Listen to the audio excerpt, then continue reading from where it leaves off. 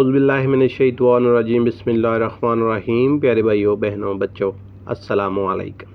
ایک صحابی رسول اذان کا مذاق اڑاتے اڑاتے مسلمان ہو گئے۔ قبول اسلام کا بڑا ہی دلچسپ واقعہ۔ ابو محذورہ رضی اللہ تعالیٰ عنہ کا نام سمرہ بن صفیہ رضی اللہ تعالیٰ عنہ ہے۔ ان کے قبول اسلام کا قصہ بھی بڑا ہی دلچسپ ہے۔ ہجرت کا 8واں سال اور شوال کا مہینہ تھا کہ جب رسول پاک صلی اللہ علیہ وآلہ وسلم غزوہ سے فارغ ہو کر واپس آ رہے تھے۔ اس وقت ابو محذورہ ایک شوخ اور چنچل نوجوان تھے اور مسلمان بھی نہیں ہوئے تھے، اور اپنے ہی جیسے چند دیگر دوستوں کے ساتھ حنین کی طرف جا رہے تھے۔ وہ خود بیان کرتے ہیں کہ رسول کریم صلی اللہ علیہ وآلہ وسلم حنین سے واپس آ رہے تھے اور ہم لوگ حنین جا رہے تھے۔ رستے میں حضور پاک صلی اللہ علیہ وآلہ وسلم سے ہماری ملاقات ہو گئی۔ نماز کا وقت تھا۔ حضور صلی اللہ علیہ وآلہ وسلم کے مؤذن نے اذان دی۔ ہم سب اذان کی نقل کرنے لگے اور مذاق اڑانے لگے۔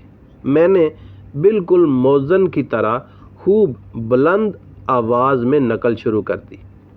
رسول کریم صلی اللہ علیہ وآلہ وسلم تک آواز پہنچ گئی۔ آپ نے ہم سب کو بلوایا۔ ہم سب کو لا کر آپ کے سامنے پیش کر دیا گیا۔ آپ نے فرمایا، بتاؤ تم میں سے وہ کون ہے جس کی آواز سب سے بلند تھی؟ ابو محذورہ کہتے ہیں کہ میرے سب ساتھیوں نے میری طرف اشارہ کیا اور بات سچ بھی تھی، میں ہی سب سے زیادہ پیش تھا۔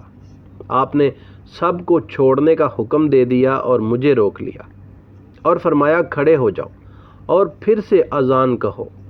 ابو محذورہ کہتے ہیں کہ اس وقت میرا یہ خیال تھا کہ رسول کریم صلی اللہ علیہ وآلہ وسلم نے جس اذان دینے کا حکم دیا ہے، اس سے زیادہ مکروہ اور مبغوض میرے لیے کوئی چیز بھی نہیں تھی۔ یعنی میرا دل معاذ اللہ آپ کی نفرت اور بغض سے بھرا ہوا تھا۔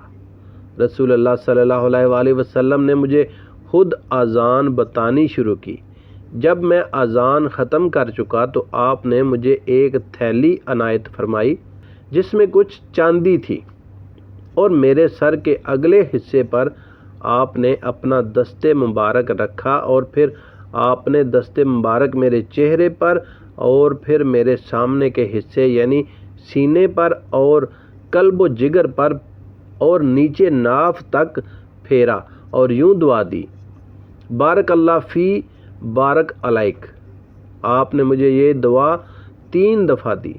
حضور صلی اللہ علیہ وآلہ وسلم کی اس دعا اور دست مبارک کی برکت سے میرے دل سے کفر اور نفرت کی وہ لعنت دور ہو گئی اور ایمان اور اسلام کی دولت مجھے نصیب ہو گئی۔